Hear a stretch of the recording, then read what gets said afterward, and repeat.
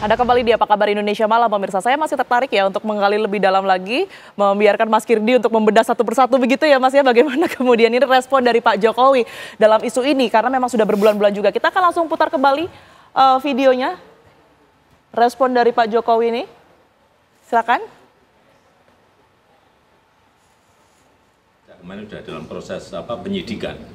Ya sudah serahkan pada. Mungkin boleh sambil dikomentari, Mas Kirdi. Kemudian kita lihat. Kalau kita lihat di bagian sini, sebetulnya ini kan reaksi standar yang biasa dilakukan oleh Pak Jokowi juga. Dari mimik juga standar begitu betul. ya? Oh, sangat standar. Dan buat saya ini cara sembunyinya Pak Jokowi untuk menyembunyikan emosinya. Baik, karena memang kalau kita melihat Pak Jokowi juga dalam respon beberapa hal ekspresinya relatif lebih sama begitu ya, sama saja begitu ya?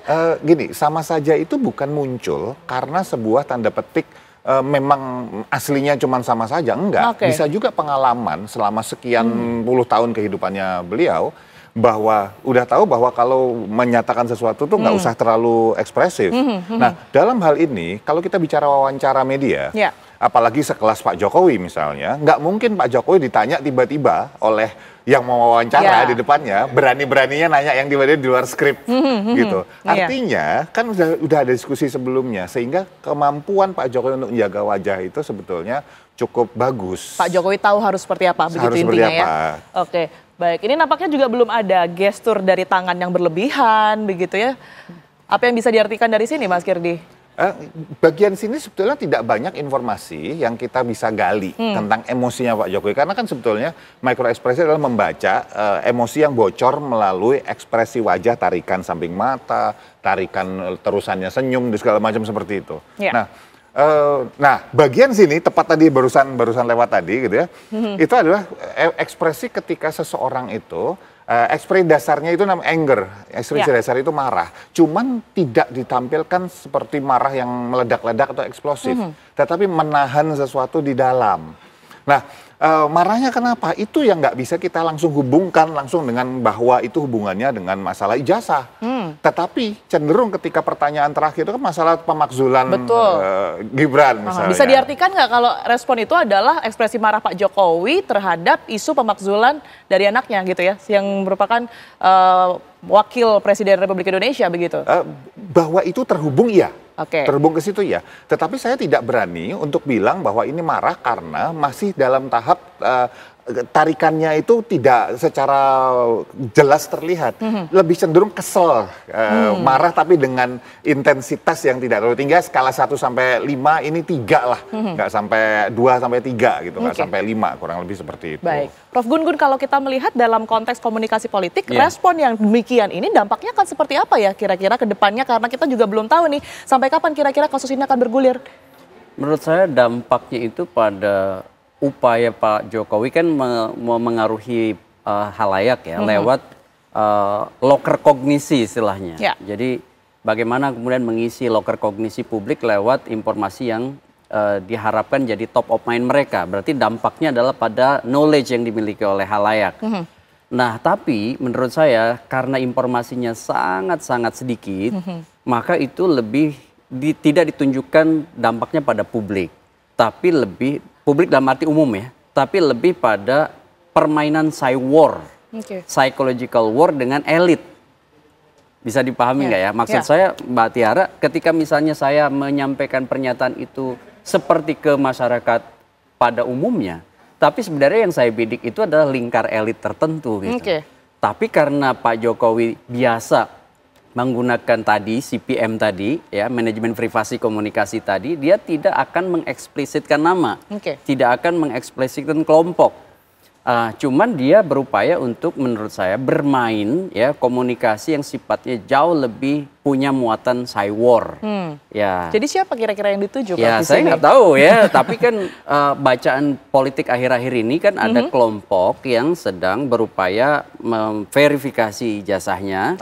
Kemudian ada juga mantan-mantan atau purnawirawan TNI yang sedang memainkan peran politiknya lewat DPR begitu. Dalam konteks ini adalah rencana pemakzulan Gibran. Dan ketika misalnya wartawan bertanya tadi, kan ada semacam jembatan emosi tadi Mas Kirdi disampaikan. Jembatan antara persoalan yang sekarang sedang dialaminya, yaitu tekanan terkait dengan ijazah palsu dengan kasus yang sekarang bergulir politik ya, bukan hukum di DPR. Karena belum resmi menjadi sebuah usulan yang kemudian dibahas dan kemudian diketuk menjadi salah satu agenda di DPR. Nah, tentu ini harus dibaca juga dalam landscape politik nasional. Jadi dua isu ini sebenarnya isu yang sekarang sedang berada dalam perankingan isu oleh khalayak. Nah. Kan ingat gak, salah satu semacam pola Mas Kirdi dalam komunikasi politik itu pada saat media meranking satu isu, maka isu itu berpotensi di ranking sebagai isu penting oleh khalayak. Nah, apalagi kalau kemudian sekarang banyak juga sumber-sumber informasi non-media mainstream seperti media sosial yang cepat sekali kemudian bisa melakukan diseminasi informasi.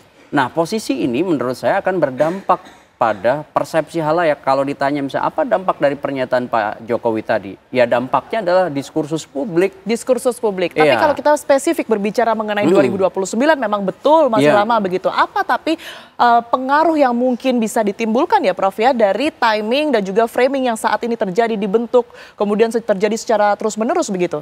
Menurut saya ada prakondisi hari ini dan tidak langsung terhubung sebenarnya dengan 2029. Maksud saya prakondisi hari ini itu apa? Ada dua. Pertama adalah mekanisme pertahanan diri Pak Jokowi sendiri. Yang kedua, bagaimanapun Gibran itu politik asosiatifnya kan dengan Pak Jokowi. Sehingga dua isu ini pasti dua isu yang sekarang sedang dilakukan, namanya istilahnya apa ya? Instrumental conditioning. Pengondisian instrumental lewat satu tentu jaring-jaring politiknya seperti para relawan yang masih juga di macam-macam media memberikan semacam klaim-klaim yang khas dari apa yang kemudian dipersepsikan bahkan dinarasikan oleh Pak Jokowi. Misalnya lewat Projo, lewat Joman, lewat macam-macam tuh. Ini kan prakondisi dalam konteks pertarungan narasi kan. Nah, yang kedua hubungannya tadi dengan Gibran, karena Gibran ini kan bukan hanya wapres hari ini, tapi adalah orang yang punya tentu perencanaan masa depan politik yang kita suka atau tidak suka, terlepas dari afiliasi politik masing-masing, itu akan dijadikan semacam tokoh hari ini dan tokoh hari masa mendatang. Tokoh hari ini dan tokoh masa mendatang. Masalahnya adalah ada yang berupaya melegitimasi, ada juga yang berupaya mendelegitimasi. Nah, pertarungannya terjadi di situ. Oke, menarik jika kita berbicara mengenai wapres kita, Mas Kirdi. Kalau tadi sudah dijelaskan bagaimana kemudian Pak Jokowi memberikan respon begitu ya. Ini kan juga menjadi salah satu yang kemudian disoroti mengenai adanya isu pemakzulan. Anda melihat bagaimana kemudian ya respon mungkin dari secara body language juga ketika isu pemakzulan itu juga santer dibicarakan. Jadi kita bisa melihat bersama kan sebetulnya kalau lihat tadi bahwa respon emosinya justru baru muncul setelah masalah pemakzulan itu juga dibawa ke permukaan wawancara tersebut. Tapi kalau berbicara mengenai Gibrannya sendiri, Mas Gibrannya sendiri kita dibandingkan dengan Pak Jokowi misalnya, apakah lebih ekspresifkah, lebih banyak makna yang kemudian ini bisa ditangkap dari Mas Gibran? Buat saya Gibran sendiri sebetulnya juga tidak terlalu ekspresif ya. Dan kalau saya mau minjam istilah dari Prof Gun-Gun tadi, bahwa sebetulnya cara Gibran dalam memberikan komunikasi ke publik itu dari semenjak ketika debat Pilpres itu sudah istilahnya mengcopy itu Pak Jokowi. Kenapa? Karena simple, manusia cenderung begitu melihat pola yang sama, maka dia akan mengasosiasikan, itu bias persepsi sebetulnya. Jadi kalau saya tersenyum, ada orang misalnya merasa bahwa kalau orang tersenyum itu pasti orang baik. Maka ya halo effect gitu ya. Jadi kalau misalnya saya senyum pada orang tersebut, dia akan merasa bahwa oh ini orang baik. Maka sistem pertahanan dirinya terhadap saya ditipu saya jadi rendah. Nah bayangkan bahwa Mas Gibran itu semenjak debat Pilpres itu tanda petik, saya pernah memberikan komentar terkait hal tersebut, itu mungkin 95% itu sama dengan Pak Jokowi. Nah kenapa? Ngapain susah-susah mengcopy, membuat sebuah citra baru. Kalau citra lama aja sudah ada di hati masyarakat Indonesia yang banyak, apalagi yang mungkin tingkat likabilitasnya mungkin masih di atas 50% gitu, langsung tercopy bahwa ini kayak Pak Jokowi gitu.